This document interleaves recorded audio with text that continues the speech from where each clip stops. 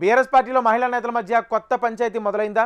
దీక్షా దివాస్ సాక్షిగా మహిళా నేతల మధ్య ఆధిపత్య పోరు బయటపడిందా? ఎందుకు మహిళా నేతలు సోషల్ మీడియాలో పోస్టులు ఎందుకు పెట్టారు?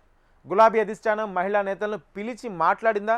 ఎందుకు బీఆర్ఎస్ వర్గాల్లో ఏం చర్చ జరుగుతుంది? Watch the story. బీఆర్ఎస్ మహిళా లీడర్ల మధ్య కొత్త పంచాయతీ షురూ అయిందట. పార్టీలో ఎప్పటినుంచో ఉంటున్నాం, అయినా మాకు ప్రాధాన్యత లేదు, కానీ నిన్న మొన్నొచ్చిన వారికి పార్టీలో ప్రయారిటీ ఇవ్వడమేంటి? ఇలా అయితే మా రాజకీయ భవిష్యత్ ఏంటి అన్న గళాలు వినిపిస్తున్నాయట మహిళా నేతల్లో.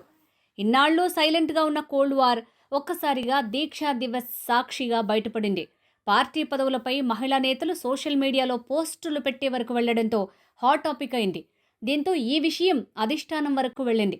ప్రతిరోజు ఒక పోస్టు పెడుతున్నారు. టీఆర్ఎస్ పార్టీ ప్రస్తావన మొదలు తెలంగాణ వచ్చే వరకు తాము ఉద్యమంలో ఉన్న రోజులను గుర్తు చేసుకుంటూ సోషల్ మీడియాలో పోస్టులు పెడుతున్నారు. దీక్షా దివస్ సందర్భంగా తెలంగాణ భవన్లో కార్యక్రమాన్ని ఏర్పాటు చేశారు.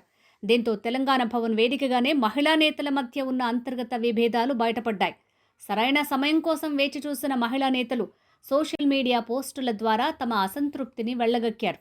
తెలంగాణ ఉద్యమ సమయం నుంచి పార్టీలో ఉన్న సీనియర్ మహిళా నేతలను కాదని సోషల్ మీడియాలో యాక్టివ్గా ఉంటున్న పావని గౌడ్కి మైక్ ఇవ్వటం వివాదానికి దారితీసింది.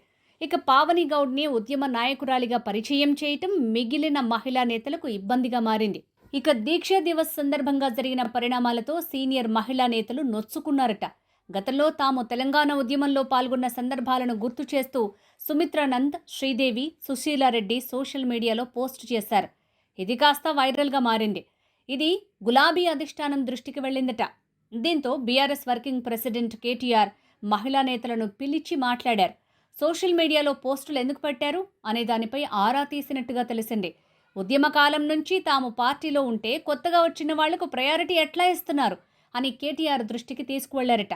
పార్టీలో మహిళా విభాగం అధ్యక్షురాలు, కమిటీ లేకపోవడం లాంటి అంశాలు మహిళా నేతలు చెప్పగా త్వరలో ఏర్పాటు చేసి పార్టీ రాష్ట్ర కమిటీలో, మహిళా కమిటీలో ఉద్యమ సమయం నుంచి ఉన్న మహిళా నేతలకు ప్రయారిటీ ఇస్తామని కేటీఆర్ హామీ ఇచ్చినట్లుగా గులాబీ వర్గాల్లో టాక్ నడుస్తోంది.